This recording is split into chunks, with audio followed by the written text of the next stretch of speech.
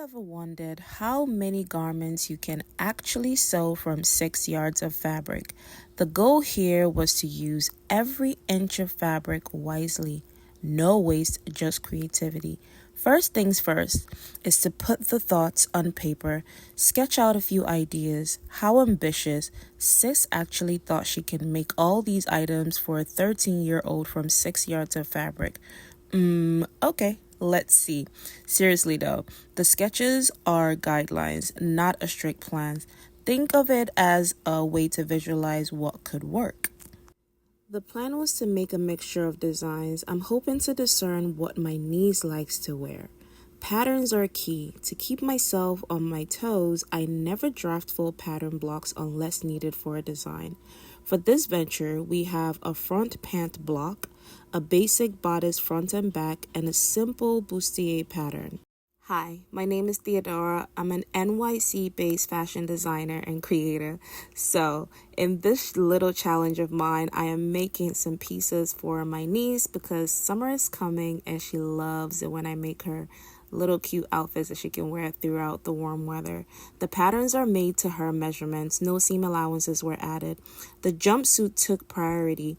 I used the pant block and the basic bustier block, making the necessary adjustments as I work.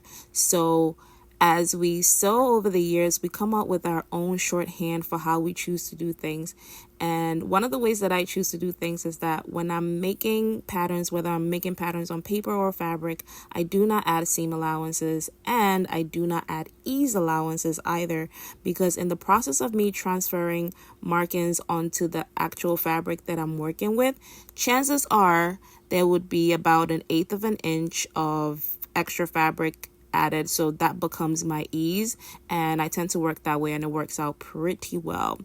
And I love using lining in most of my designs because I think it just makes things comfortable and makes things sit better on the body. And of course, pockets on everything. Now let's work on the flare dress with ruffle sleeves. You'll see how those sleeves came about. It is a hoot. Anyways, this project is very much about passing on creative traditions. Growing up, we would always get garments custom made for school, church, parties. Wearing clothes that are made for you was common fare. Also, let's be real.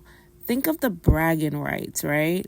Her friends ask her, "Where did you get your dress? It's so pretty." And she gets to say, "Thank you. My aunt made it for me." Just think about it, like the bragging rights, right? All right, just kidding. For the dress, I used the basic bustier block and a circle skirt block. Well, I didn't make patterns for the circle skirt, so I drafted the pattern directly on the fabric, and all I needed for that was her waist measurement to discern the radius of the circle and the length that I wanted the dress to be. I wanted it to be a little bit above her knees because I remember last summer I made her 2 dresses, right? And I was trying to figure out which one she would like more. So I made one that was a little bit loose and like free to the body. Actually, 2 of them that were free to the body and one that was a little bit fitted in the bodice. And believe you me, she wore the one that was fitted to the body a lot more than she wore the ones that had a loose fitting. So with this, I had some springing point where I knew that she prefers outfits that are a little bit more fitted when it comes to dresses anyways. But other than that, everything has to be baggy. So this is the skirt piece. It's very nice and full. And the little triangle piece that was remaining from cutting out the skirt piece, I decided to reimagine it to become the ruffle sleeve. So this is me just giving it a random shape, and you'll see how it comes together. So the idea was to just cut out the shape, and then the inner portion, the inner circular piece would be gathered, and I can attach a spaghetti strap to it, and that could become the sleeve on the bustier piece to form the top bodice of the dress. And this was so much fun to make because, hello, we're using every single usable piece of this fabric. As luck would have it, this had 4 pieces, so it would just self-line itself, and that was perfect. I went ahead to create the lining pieces for this. The lining is about half an inch shorter than the main piece, and this is another wonderful trick. If you can cut things at once, cut it at once. If you have a nice sharp scissors, go ahead and cut it at once, because why not? When you're batch cutting, think ahead. How are you going to be working with these pieces as you actually go to sew? Prep as you go. The joggers followed. For this design, I drafted directly on the fabric. The best part of this project is seeing how the different garments brought out different parts of her personality. At the end of the video, we're going to see videos and pictures of her and her giving us her full review of what she thinks of the various outfit, what she likes, the design features she prefers, what she did not care for, what she would like more of in the future. This was great feedback for me in the future to know what to make for her and what not to make for her. If you're enjoying the video so far, kindly like, comment, and subscribe. Let me know in the comments what you would make with 6 yards of fabric. So once I finished cutting everything, I took a closer look at the scraps of fabric and was thinking, can we make her a little top to match those joggers just to make it a set, right? So I took some measurements, and let me say here that I'm not a big fan of working with scraps, all the joining just to get a workable piece, but took the measurements and used some pins to join up the fabric till I got the piece that I needed to create a halter top. And here I am just joining it up and cutting it out, making sure I have some lining for the top as well. Pockets makes the world go round, so of course I had to add some pockets, okay, because hello. And these are all the pieces nice and prepped, and of course I lost the footage of me sewing, but there will be more videos coming in the future. Each garment is nice and prepped, and the bigger pieces are on the outside, the smaller pieces are on the inside, so when I pack them up, nothing is getting mingled or mangled with the other pieces. And yeah, these are the scraps that I had left.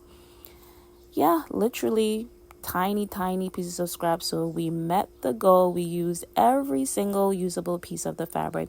This is a random gold piece of fabric from a previous project, and I used that as accents. You're benefiting from my random thoughts. All right, turn around. Yes. So kawaii. Period. All right, girl. All right, blow a kiss. Okay, so the jumpsuit is not her favorite because she doesn't like how the seam in the back goes in between her cheeks. She says it gives her like a wedgie, like because it's really in there. It gives me 3 wedgies at the same time. Okay, can I say what I'm gonna say? Okay. So because of that reason, it's not her favorite. Turn around. But clearly she could still move in it. But do you see, because of the way jumpsuits are generally cut, if you wanted to get that suck on feel, it does have to be cut that way. So she doesn't like that. So this is not her favorite. However, she still looks really gorgeous in it.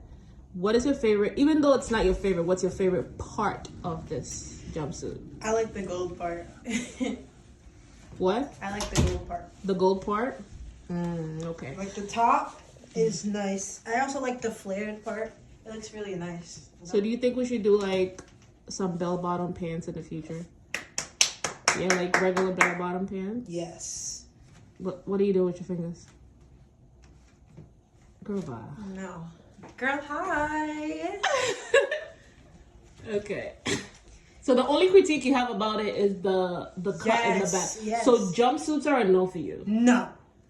Maybe if we do like the type of jumpsuit that's kind of like a shirt type of cut, so it's kind of like the bottom is loose like joggers. Yes, like those ones. Like boiler suits. Yes. So we could try that. Yes. This is cute, but it's not your style. No.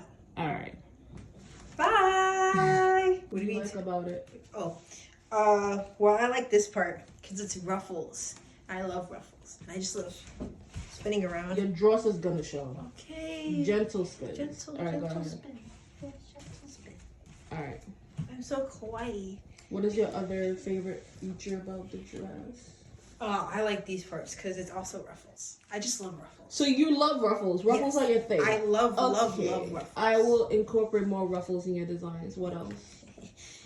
And the dress just feels really comfortable. You know, it's snatched and it's comfortable. It's But snatched. You asked for it to be snatched. Yes, I asked for it to be snatched, and when I put it on, I forgot I asked for it to be snatched. So I was just like, hey, yeah. Like, the way the dress was constricting me, like it was a snake. Like, But you're not used to wearing tight things. You wear more baggy things. yes, you know, because I want to be like the most nonchalant dreadhead I could ever be, you know? Yeah, you have a chill. You like a pretty chill. You know, I'm a low-key chill guy. Wow, Trinity. Where's my other pocket?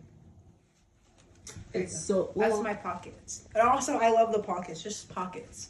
Pockets in general on like anything that's not there's not usually pockets on is like so cool. Because, you know, like imagine you don't have a bag to hold around and you don't have any pockets, so you just got to hold all your stuff.